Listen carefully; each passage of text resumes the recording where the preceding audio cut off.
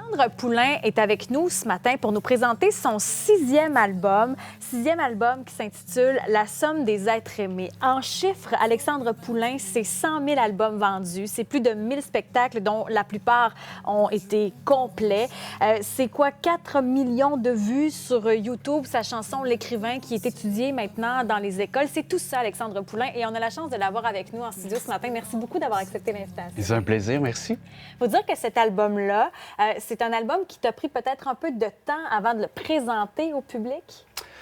Oui, je pense que le métier change aussi. Ça fait en sorte que souvent, il faut être prêt un petit peu plus en amont, mais je pense que c'est un disque aussi qui m'a demandé beaucoup au niveau émotionnel d'arriver à livrer ces chansons-là. La base de tout ça, c'est suite au décès de mon père, tu sais, qui nous a pris par surprise un peu, même si c'était une maladie.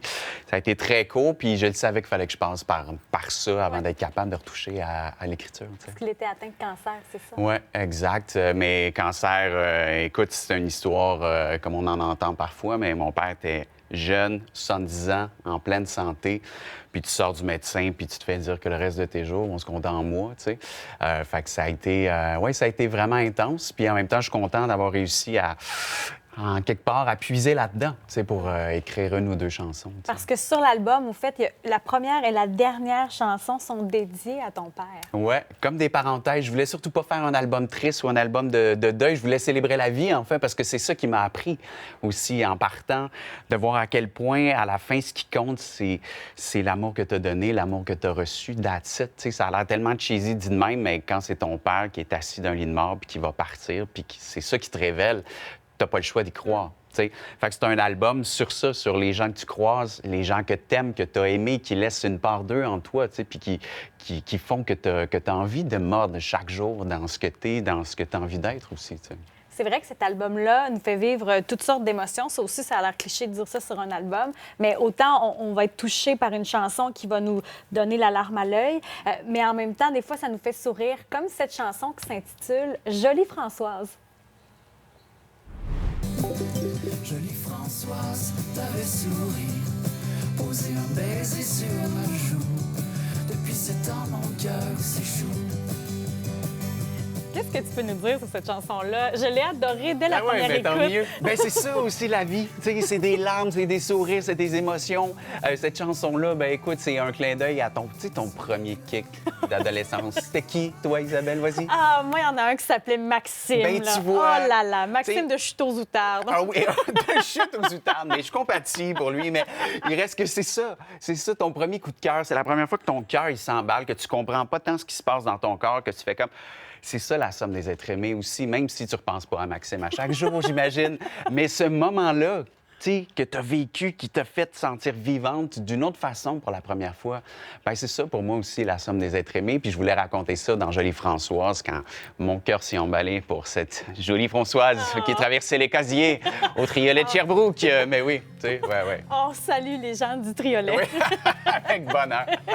D'ailleurs, il y a une tournée là, qui s'amorce. Donc, le 28 janvier à Varennes, il y a plein de dates pour les 2 prochaines années. Il y en a plein qui affichent déjà complet. Ça te fait quoi de voir ça?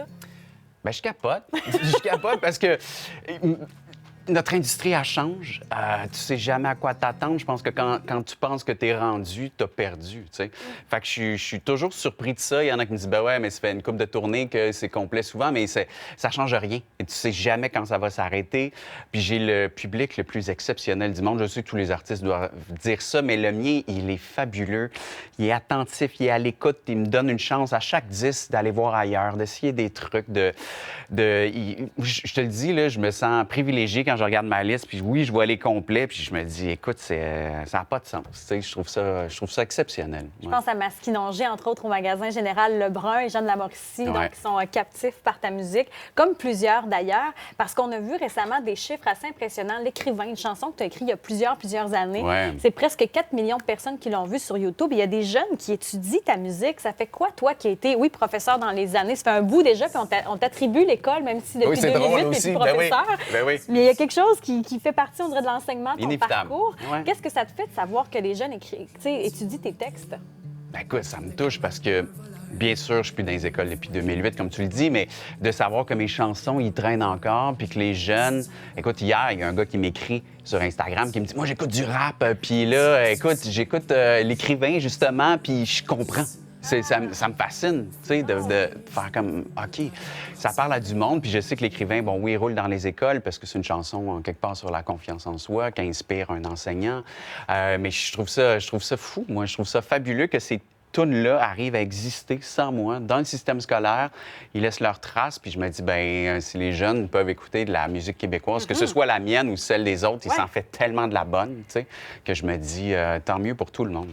En plus, on parle beaucoup de l'éducation avec les grèves, l'éducation que l'on trouve, bon, malmenée. Est-ce que, justement, les arts, c'est une façon peut-être de détourner un peu, de se dire, bon, il y a des choses qu'on peut peut-être pas changer dans le noyau parce que c'est pas notre métier, on n'est pas en politique ni rien, mais est-ce que l'art peut être une espèce de ricochet pour aider, justement? Quelle belle question, mais j'en suis convaincu. D'ailleurs, c'est comme ça que j'achète ma conscience, en me disant, ben écoute, les chansons sont là, je fais ma part à ma façon, mais est-ce que des fois, j'aurais envie de tout changer, mais je pourrais pas le faire tout seul.